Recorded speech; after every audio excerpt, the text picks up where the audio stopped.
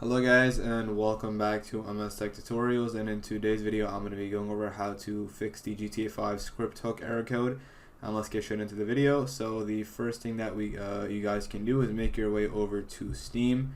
From Steam, go ahead and go over to just find GTA 5. Once you find GTA 5, right click on it and go over to properties. And what you want to do is you want to make your way over to installed files, and then go ahead and select verify integrity of game files.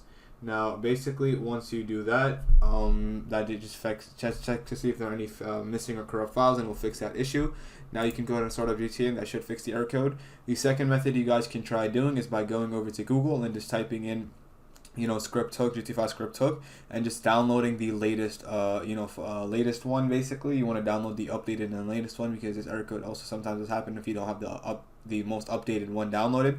So just go ahead and download the updated one, and once you do all these things, you guys should be good to go and you are all set. So that is it for the video. Thank you guys for watching. Make sure to give the video a thumbs up, subscribe to the channel, and have a great day.